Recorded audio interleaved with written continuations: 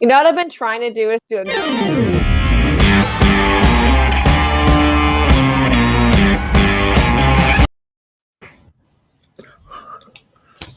Here it is, my cool green screen. I like it. Hi, everybody. Welcome here to Beach Boss. And this week, I am so pleased to be joined by the very world-famous Ray Paulick and some guy, Kenny Mayne. I'm sure no one knows who he is. Before we jump into this week, Ray, let's touch base real quick. On last week, you threw down with Brittany Urton in the Beach Boss Challenge. And she, like Jonathan Kinton the week before, beat you on a saver type bet.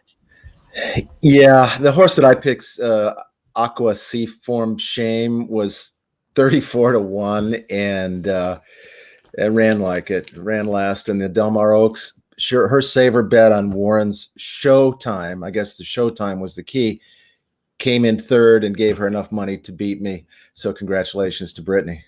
Good job, Brittany. Now, Kenny, you do have some pressure on you because I think it's been back-to-back weeks now that Ray's been beat. So we're going for 3 in a row because there is nothing more satisfying than beating Ray Paulick. So are you looking forward to the Beach Boss Challenge this week?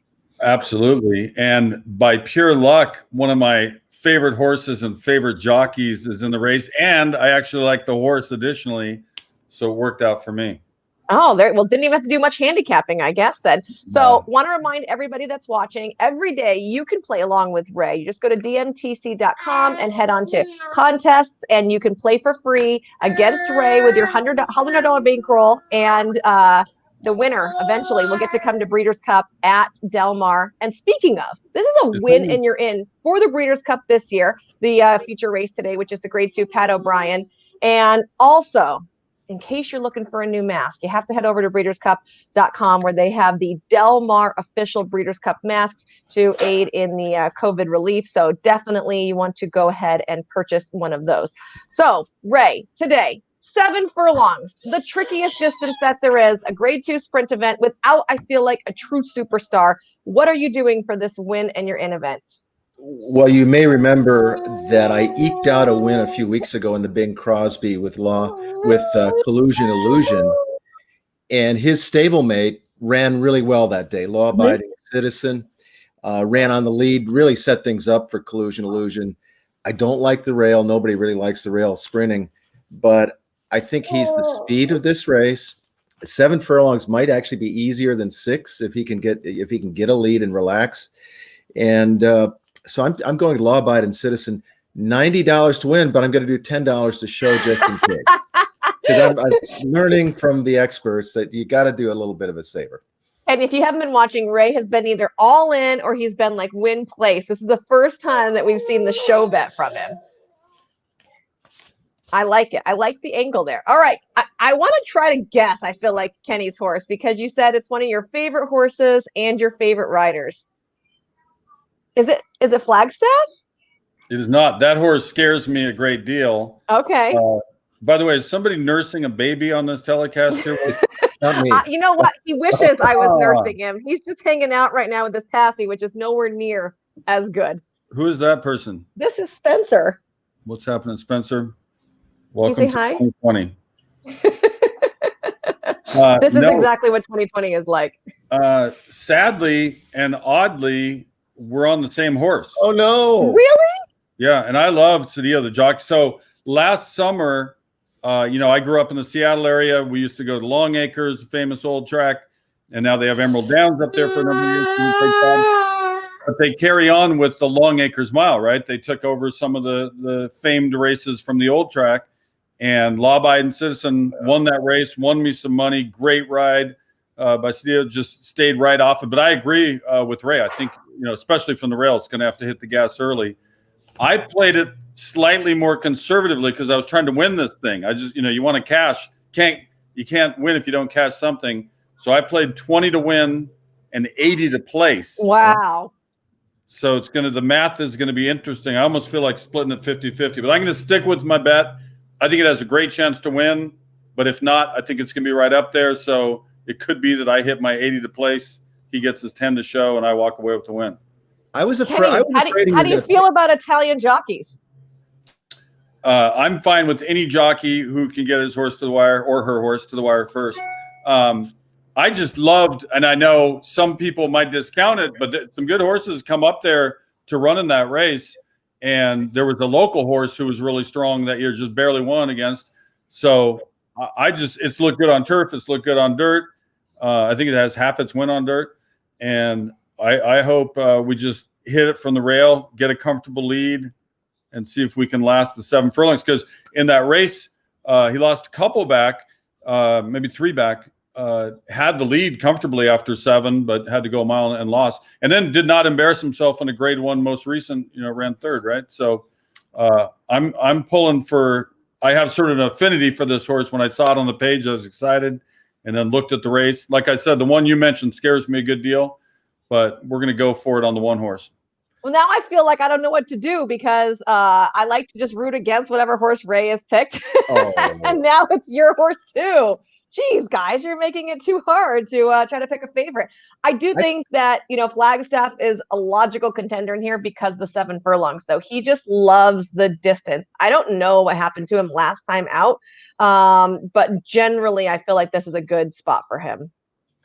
I was thinking Kenny might go with this 1 horse too, because Mark Glad is actually from his neck of the woods up in Seattle, the trainer of law-abiding citizens. So, and when he won the long, you're saying Mark Glad really needed to run 2 here, huh? You're saying Mark Glad needed to run 2 here, right? No, so you and Kenny could each pick a horse. He's a local boy. He's a Seattle guy. Yeah, I like it. I'm sticking with it. I'm fine that we're on the same horse, and I want it to win because in real life I might be betting win money as well. But I just, in a competitive race, there's no huge standout. They've all kind of run in graded races where there's a little back class here and you did okay here, but nobody, I think, is like a hands down, here's your horse. So I'd rather take a shot on one that might end up I think it's going to be about 4-1, 9-2, somewhere in there.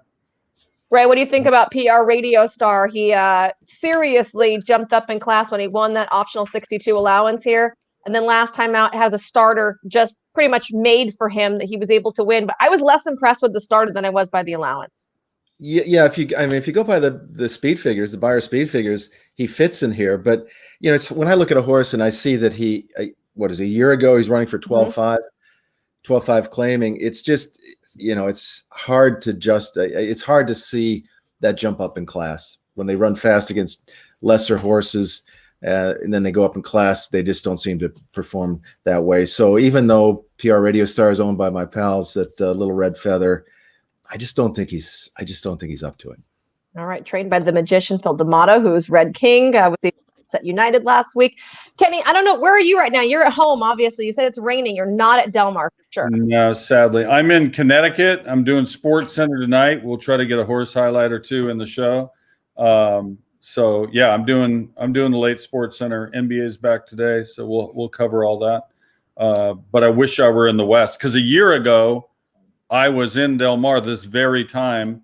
It was my birthday weekend, a significant number, and Gretchen and my wife, went out and just had the greatest time. I've been to Del Mar many, many times. Used to get to cover it, for ESPN when I was doing the racing. Been out there just for fun as well, and it might be one of my favorite places on earth. Actually, it is. You got a favorite Del Mar memory? Say again? Favorite Del Mar memory? It's tough to beat last year. I mean, we had the greatest time celebrating my birthday. Started slow on the weekend, finished strong, so did okay at the track. It's just for people who haven't been.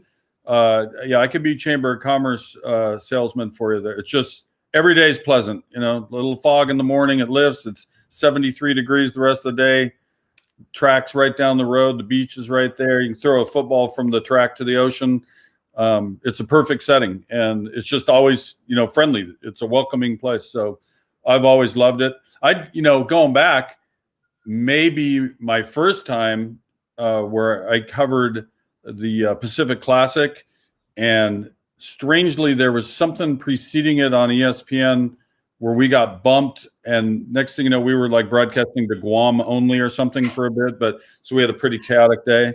But I've never had a bad time. So really, it's a tie between the 25 times I've been there. When I used to cover NFL and we were doing a Chargers story when they were in San Diego, we'd still stay in Del Mar. So we'd make the drive on whatever road that was, 405.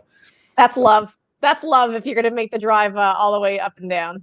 Yeah. I think I saw Kenny on the beach last year at this time, just walking fast on the beach. Well, I was probably not walking that fast unless I had my brace on. So it's funny. You were moving along pretty good. Good. At least I was able that day. So way back when, and there's a tie to horse racing here.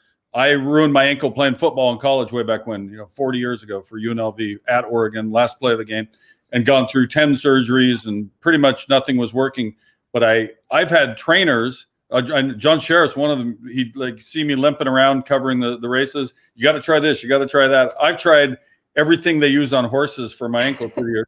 But I found this guy in Gig Harbor, Washington, who makes these amazing devices. And I bought one a few years ago, or 2 years ago, I guess it was, 2.5. And my wife and I decided to start a foundation to give them away to veterans. I shouldn't say give, they've earned them. And it's called Run Freely. So the site is runfreely.org. Breeders' Cup's been great to us. TVG was great to us. They've helped us out with some promotions and some donations. And it's been a blessing to see these men and women, get back in life. I mean, there's one of the most recent cases was the wife of a veteran, and she got hers.